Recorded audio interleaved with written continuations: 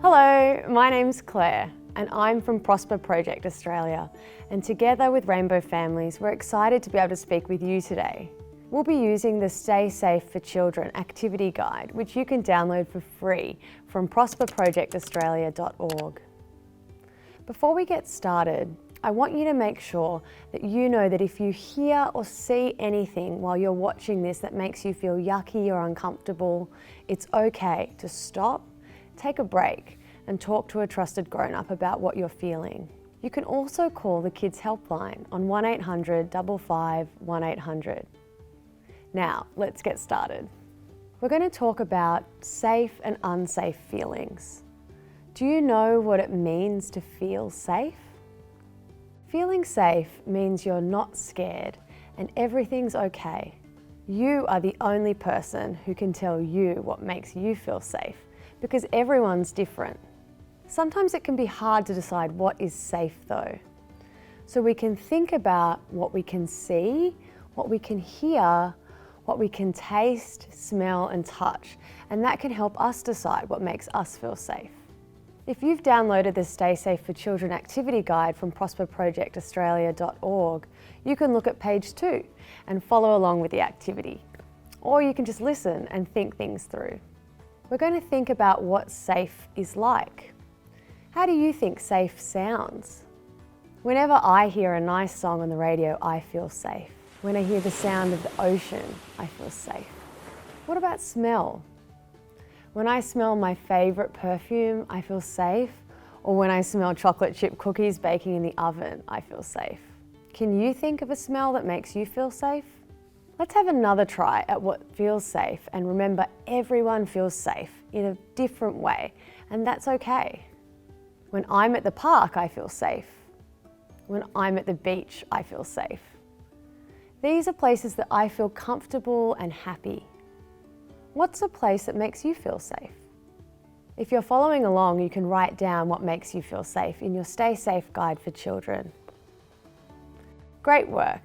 Now let's think about what it means to be unsafe. Being unsafe is a scary feeling. You feel that something's wrong. Let's see if we can figure out some of the things that might make us feel unsafe.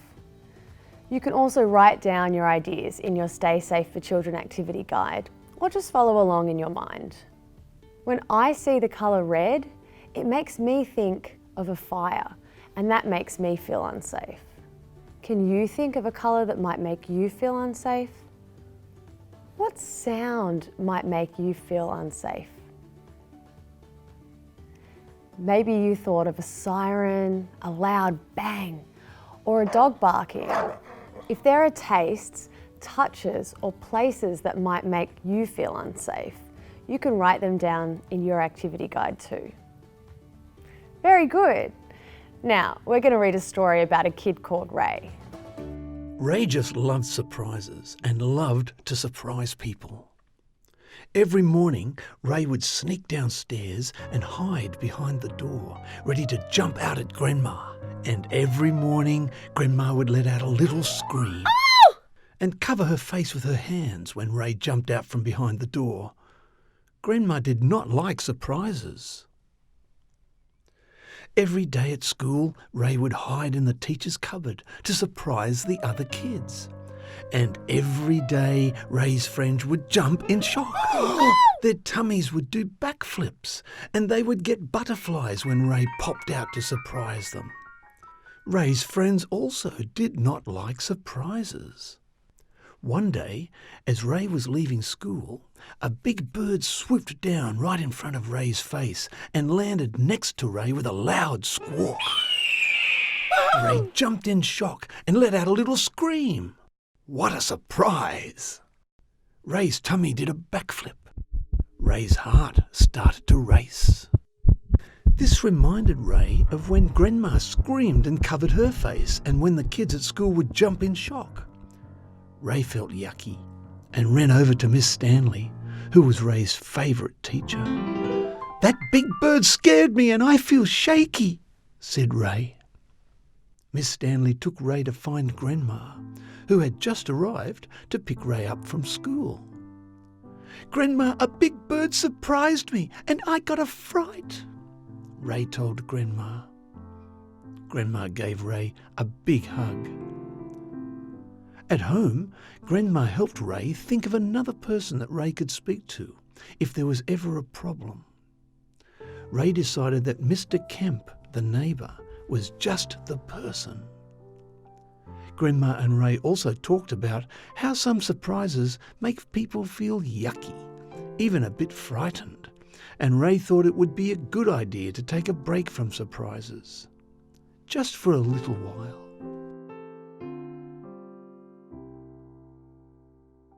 So that was a story about Ray, who loved to surprise people. But not everyone in the story loved surprises. Did Ray's grandma love surprises? No.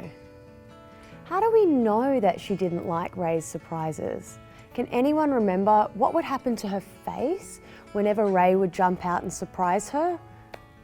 She would cover her face with her hands. Did Ray's friend like surprises? No. What happened to Ray's friends' tummies when Ray popped out of the cupboard? Their tummies would do backflips and get butterflies. Good work. When we feel unsafe, our bodies tell us by the different feelings we have. These feelings are our early warning signs, or we might call them safety signals. This is my friend John. He's not feeling very safe right now and has lots of early warning signs and safety signals. You can look at John. Can you see anything strange in John's tummy? Butterflies? Very good. Can you find anything else that you can see on John that might tell us he's feeling unsafe? Did you find sweaty palms, feeling like his head will explode, his heart beating really fast, and his scared looking face? Very good. So these are John's safety signals. That is his body telling him that something's wrong and he doesn't feel safe, just like Ray's grandma and friends in the story whenever Ray jumped out to surprise them. Let's hear another story and see what you think about this.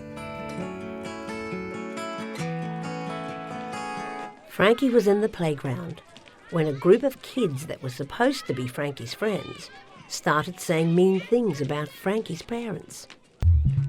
They used nasty names and began teasing and making rude jokes. Frankie asked them to stop.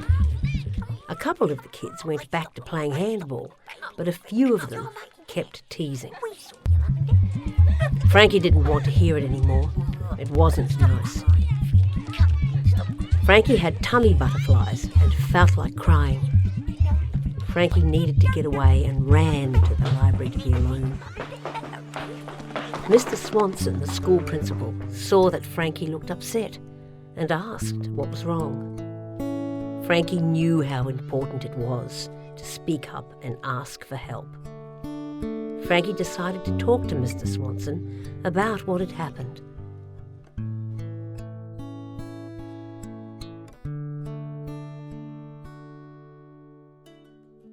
What safety signals was Frankie's body sending?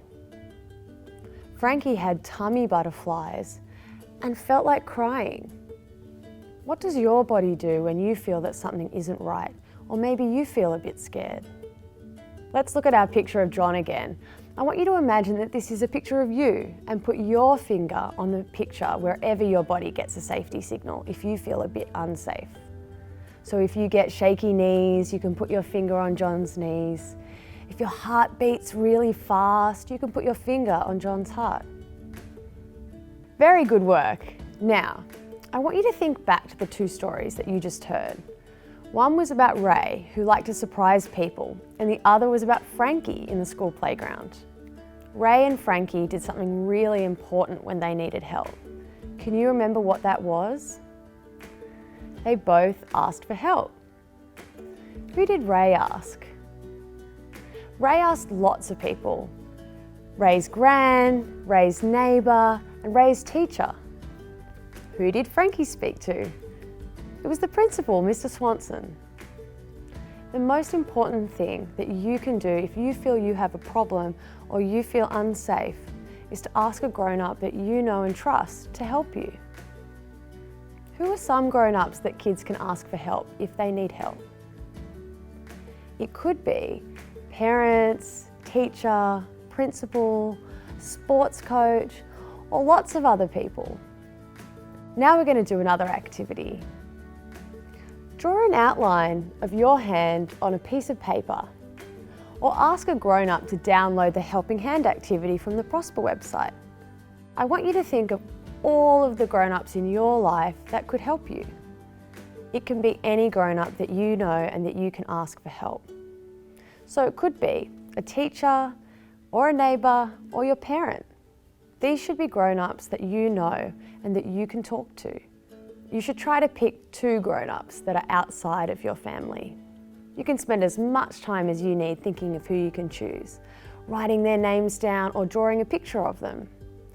You put one of these grown-ups in each finger of the hand. Here's a copy of my hand so you can see what you need to do. You can talk to your parents or the person who takes care of you about what you've done in this session and show them the hand that you made. We're at the end now. You've all done a great job. Thank you for being such good listeners. Remember, if you'd like to talk to someone but you don't know who, you can always contact the Kids Helpline on 1800 55 1800. Thank you.